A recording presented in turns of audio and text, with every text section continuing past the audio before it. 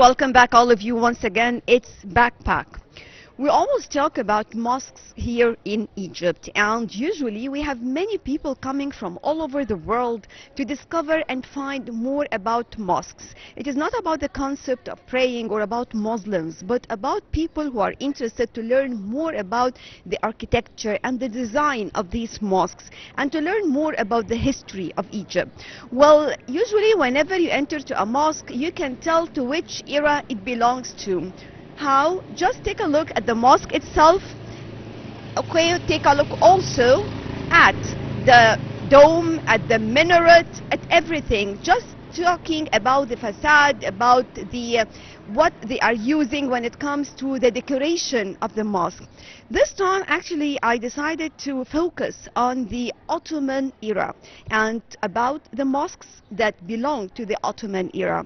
Right now I'm going to tell you more about it, and I will start from here with Salah Dar Mosque.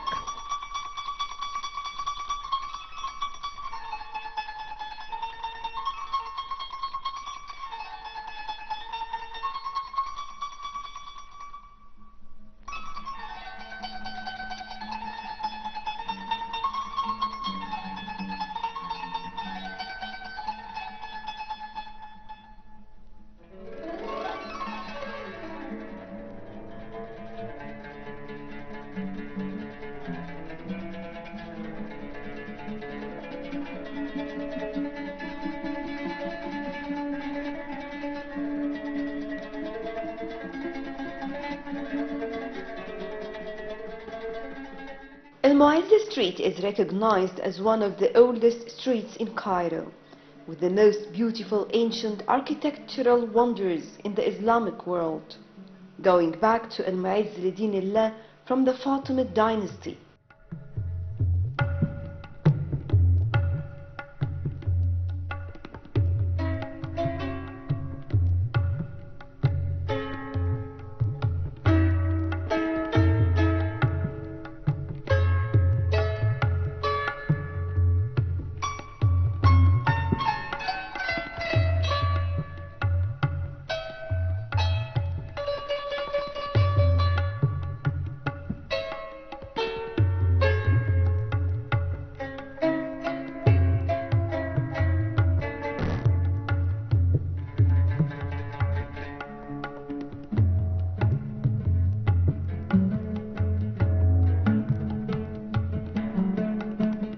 Stretching at 1 kilometer long, the street is riddled with historical buildings, mosques, houses, and other Islamic buildings.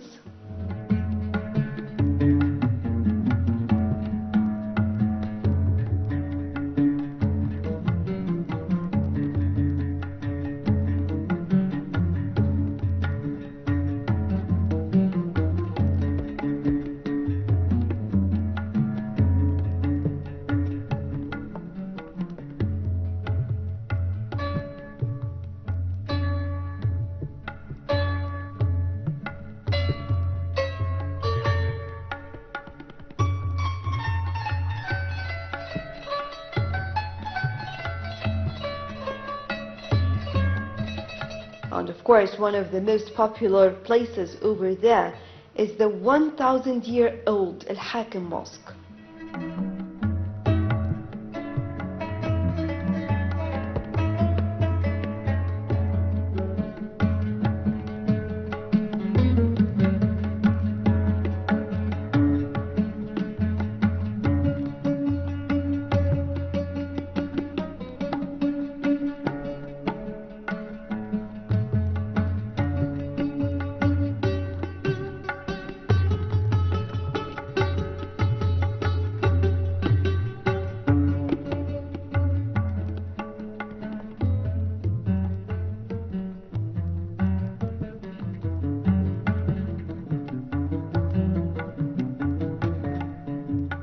It is one of the most interesting places to visit, as we can see this street includes several historic places that reflect different periods of time.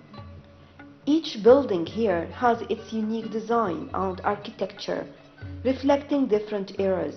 One described this street as an open-air museum.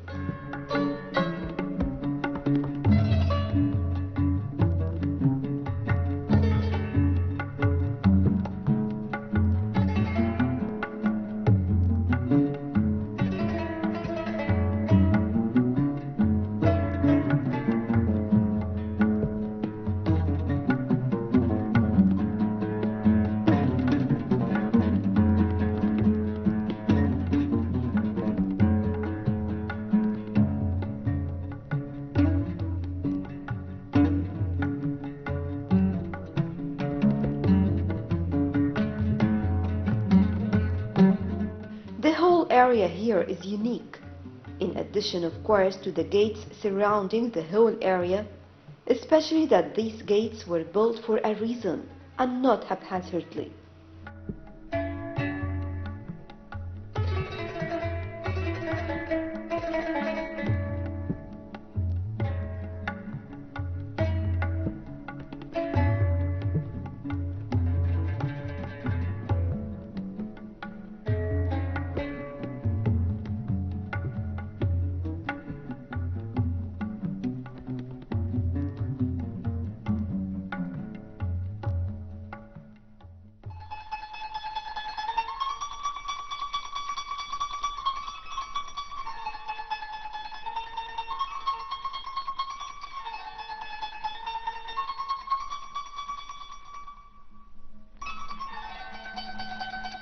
It is interesting to learn some more information about these gates.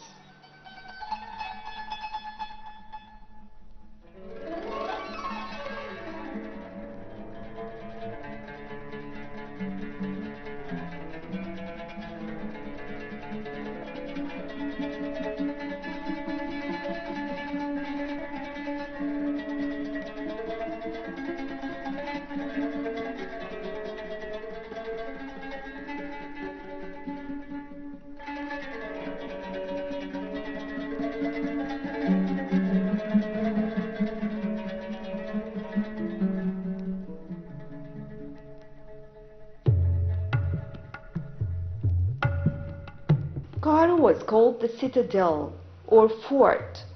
It looked like a square, and it was surrounded with the Bahr al-Azam or the Great Sea from the east, the Gulf from the west, from the north gardens extended to Mataraya, and the mount of Jabal el-Guwayshi from the south.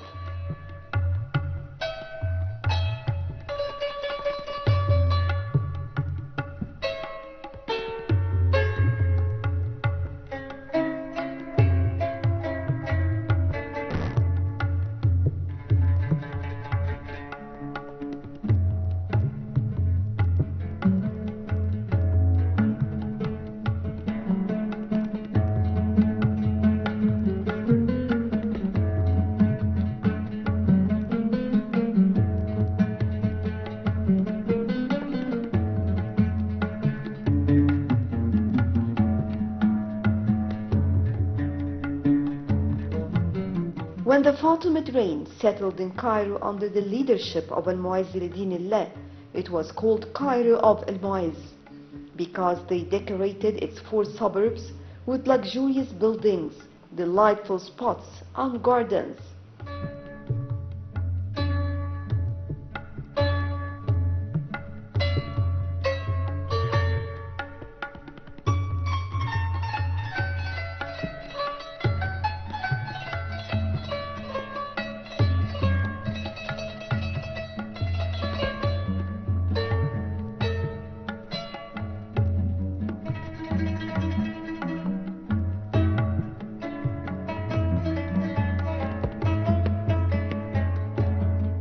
This increased its delightfulness and beauty, and it was the settlement of rulers and princes.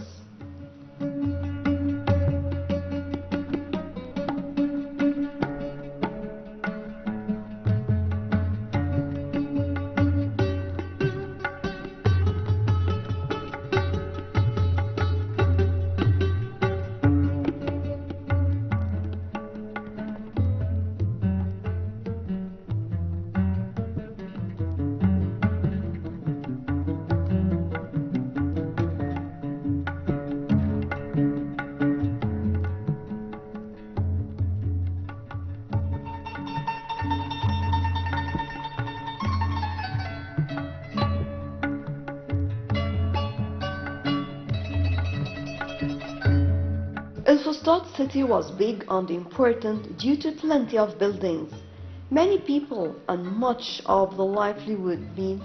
That is why Jawhar al-Saqali was so keen on it. So he established the fortified gates and installed them around in the 4-sided walls.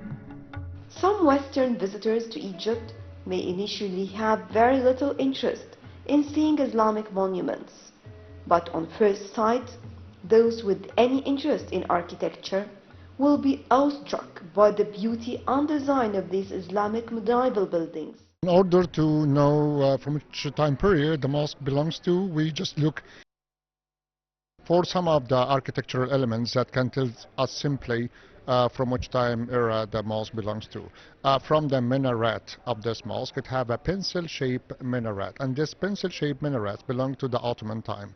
And any mosque have this pencil-shaped minaret belongs to the Ottoman period. Moreover, there is also the architectural elements of the Baroque or the Rococo style of the Ottoman mosques and palaces. So it's richly decorated with some of the elements and motifs inside the mosque that tells us simply it belongs to the time of the Ottomans. And also the function of the building is very, very interesting, because there is a huge cistern under the mosque that can absorb up to 70 million liters of water during the flood season. And this is how they do the supplies for the houses and the mosques which locates nearby. And also from the upper structure of the building, there is a small basins that can let the people drinking the water during the whole day. So stuff like that. Is it a complex or only a mosque? It's a complex, because any place called Sabil, it should have a little building was built over. It's known as Kuttab, and the Kuttab is a building that's teaching the orphans and the little kids the principles of the Quran and how to read the Quran in a proper way. Well, when we talk about this area, of course, it is one of the historical sites. I mean, moving around here and moving around this area, and we witnessed many developments taking place here and turning it into a place where can tourists come and enjoy their stay here and visit. Do we have any renovations or developments that took place inside this mosque? Yes, there is a renovation that was held out by the Committee of Preserving Arab Monuments that was around 1935. Unfortunately, from the medieval time, we have a huge earthquake that's happened during the 14th century, precisely in 1304, and unfortunately this earthquake led to the collapse of many of the buildings in the street and the Muslim quarter. So from the time of the late 19th and the early 20th century, the government decided to hold a huge renovation and the reconstruction of some of the damaged buildings around the place. So the mosque was a part of, because the Committee of Preserving Arab Monuments starting their work earlier in 1930, and the mission accomplished by the year 1945. So this mosque is also renovated by the same committee. Tell us more about that age during which it was built. Well, the Ottomans, a lot of people know that the Ottomans came to Egypt during the 16th century, sort of from the year 1517 to the year 1805.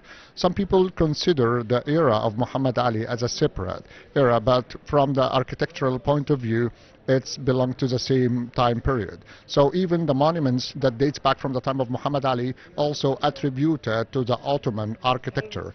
And we can just find a lot of buildings bears architectural elements of the time of the Ottomans. The Ottomans, because they built their mosques and their huge complexes, have the Baroque or the Rococo style, which was very famously unknown in the European palaces, as the Muslims forbade using the human and the animal figures in their buildings. They replaced that with geometrical and floral designs. So the interlaced floral scrolls known as the arabesque, while the other elements also known as a Baroque style. So the mix of the Baroque style and some of the newly introduced elements in the Ottoman buildings was quite phenomenal.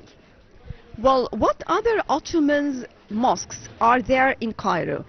The most famous, of course, is the one of Muhammad Ali inside the citadel, which is known as the Alabaster Mosque.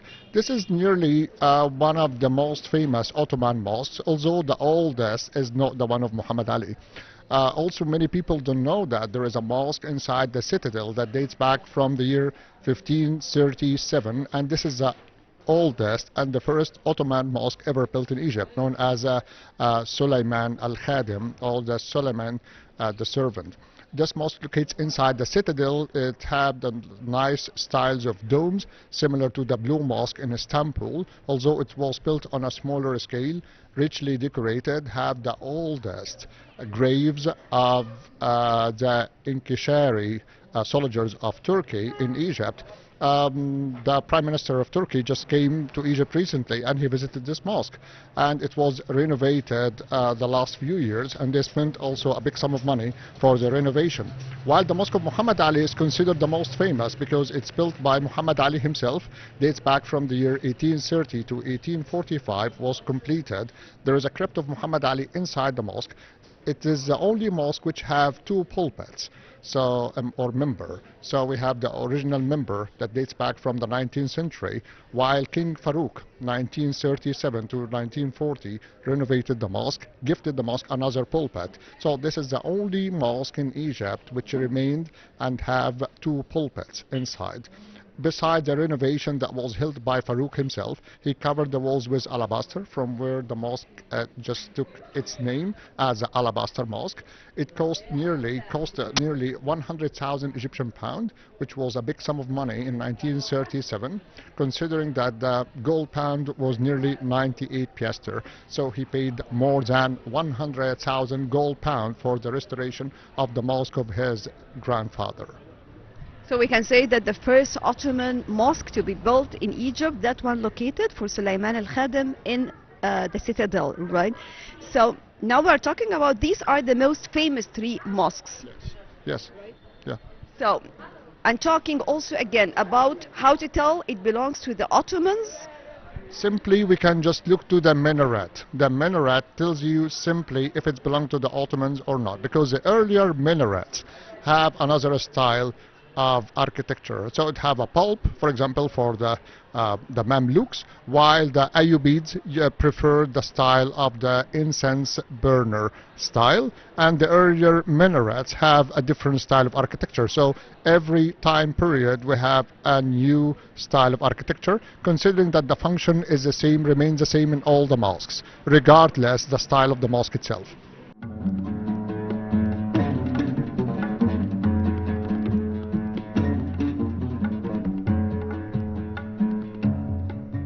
Some mosques in Egypt, and particularly Cairo, are actually complexes that include a number of other structures that may or may not be found attached to other mosques. For example, many mosques include an Islamic school facility called a madrasa. Others may have mausoleums and tombs, and even hospitals, along with other structures within the complex.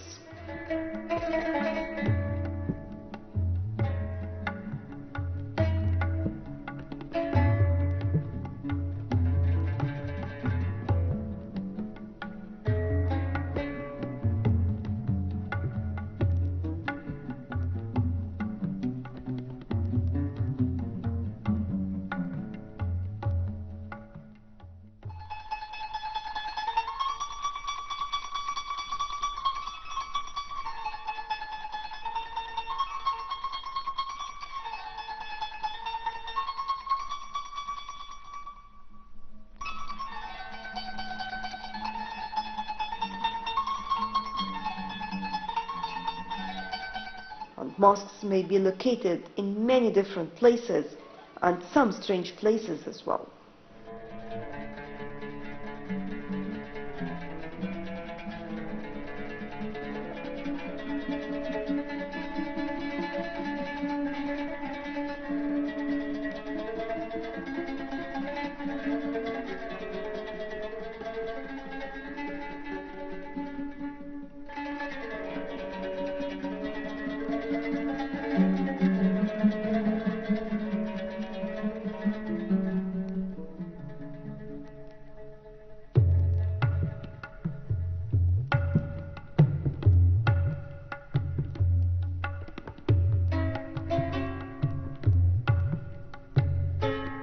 Sulaiman Agha Salahdar Mosque is one of the beautiful designs with a unique architectural design.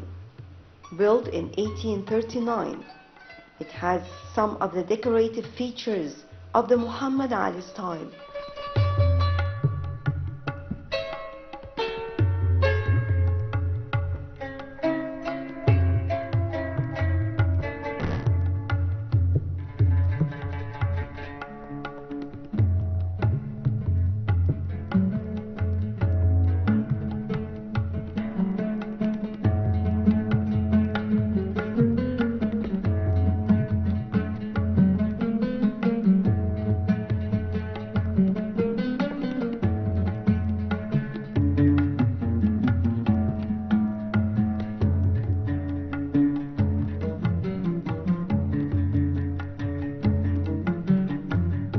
The spatial configuration combines both Ottoman and local features, with a courtyard surrounded by arcades covered by shallow domes, and a sanctuary with 4 marble columns that support a central lantern.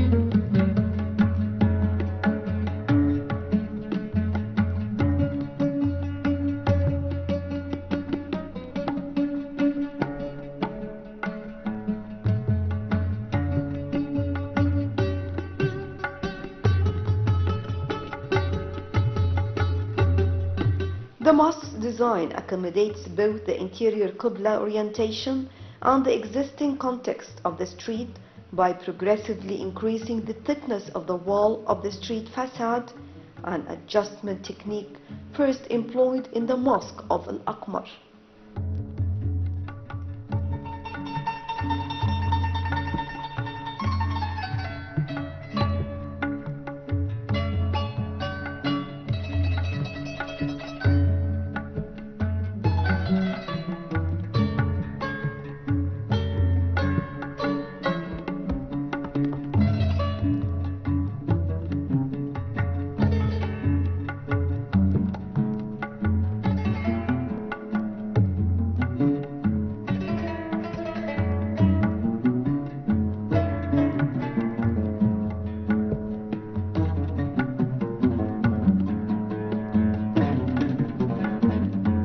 And the Sabil, which is next to the Kutab instead of underneath it, flaunts a facade decorated in an Ottoman Baroque fashion and strongly recalls that of the Sabil Kutab built by Ismail Pasha, facing the madrasa or the school of Al-Nasir Muhammad at Bain al-Qasrain.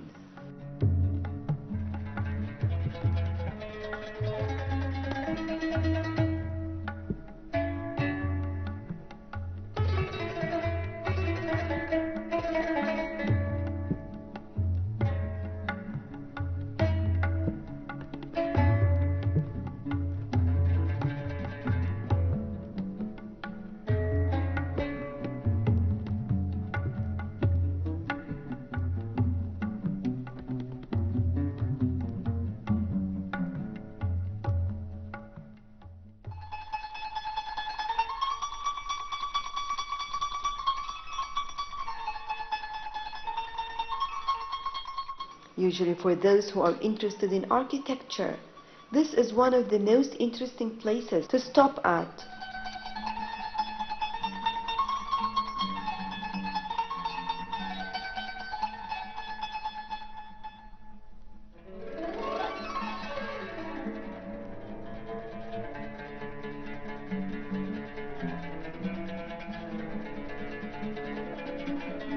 With this, we come to the end of our backpack for today. Thank you all for joining us. Next time we'll be back and more about Egypt.